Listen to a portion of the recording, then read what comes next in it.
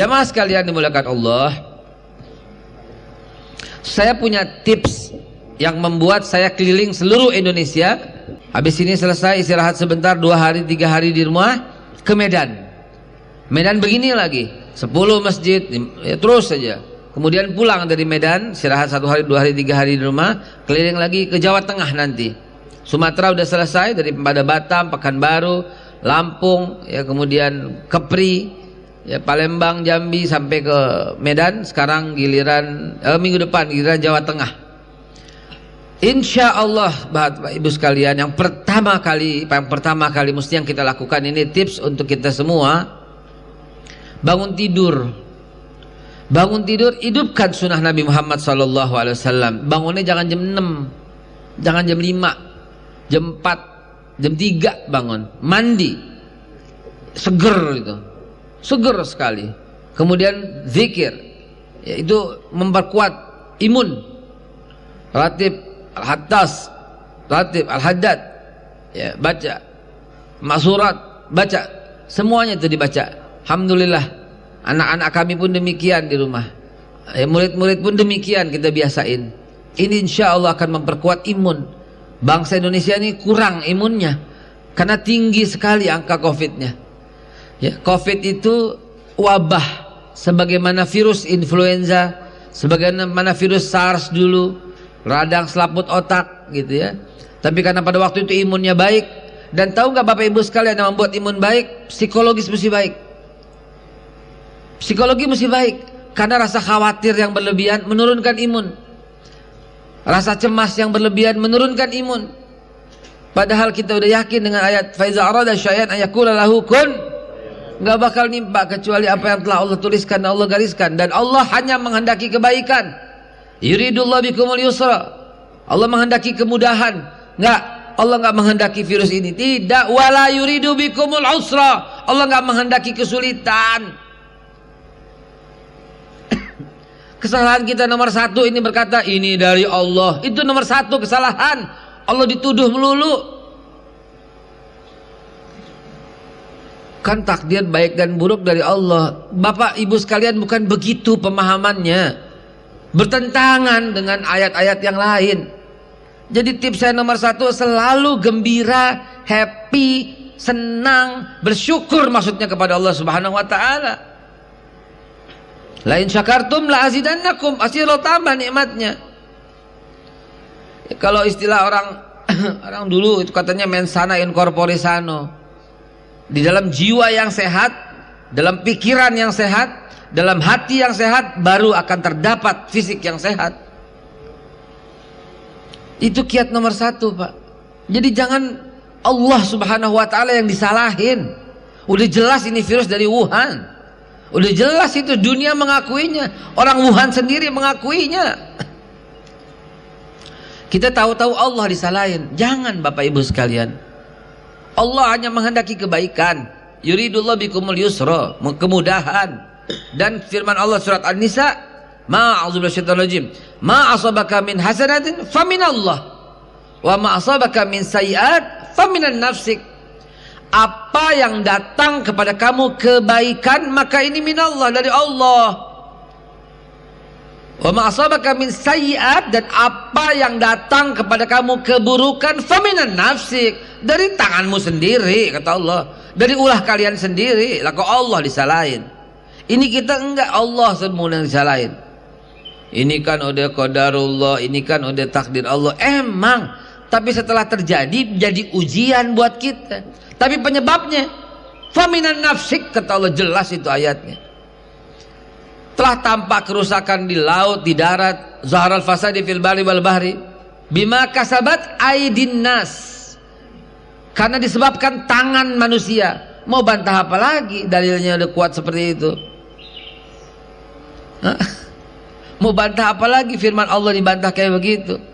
Dan setelah terjadi akan tumbuh terus kalau kita nggak ngikutin sunnah Rasulullah SAW dan mengikuti program pemerintah. Nggak mungkin Pak pemerintah niat jahat, nggak mungkin. Pemerintah itu memberi aturan, jaga jarak, itu sunnah Rasul Pak. Jadi ikutin, jadi aman, tentram hidup.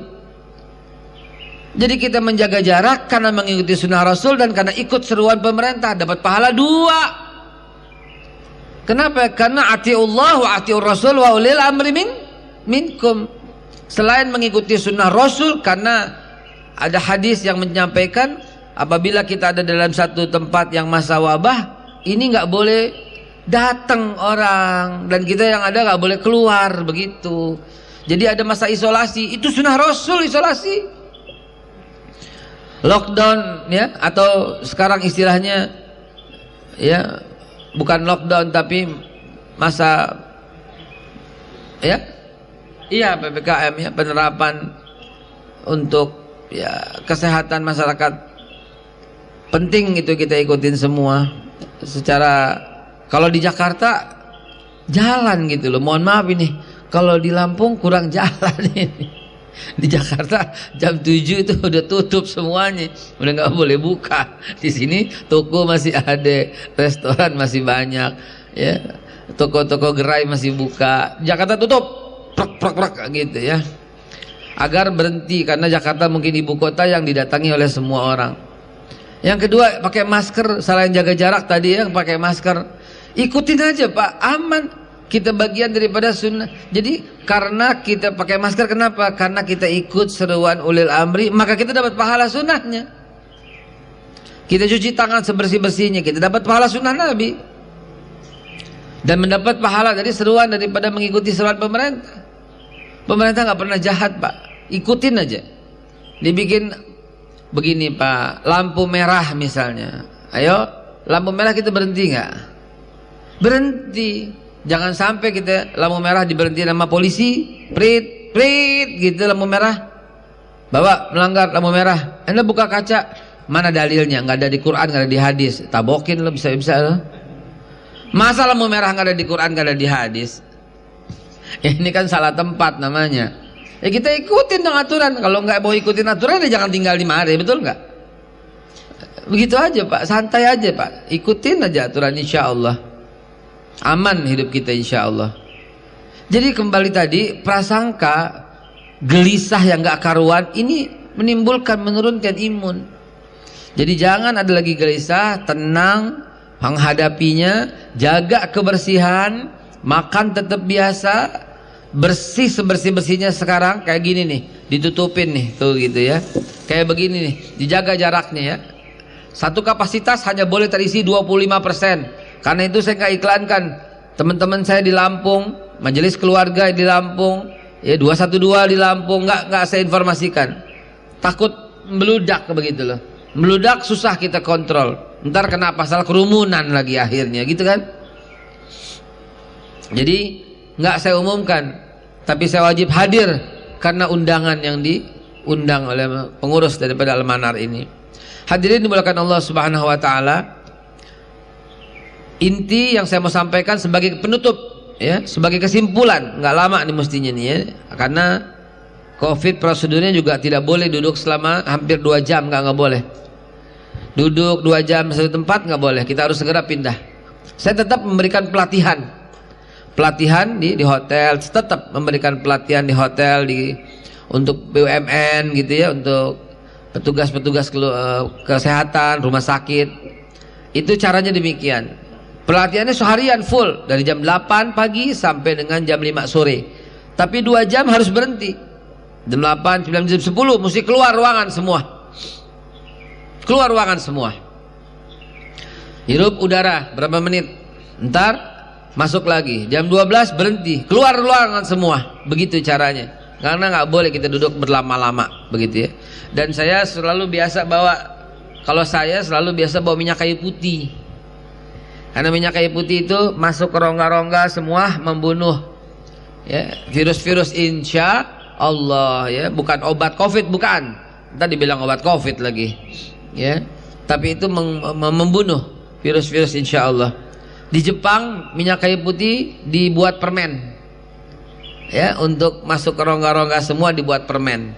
Kalau kita masih dibikin minyak gitu ya, buat gosok dan sebagainya. Dibuat permen harganya jadi lebih mahal.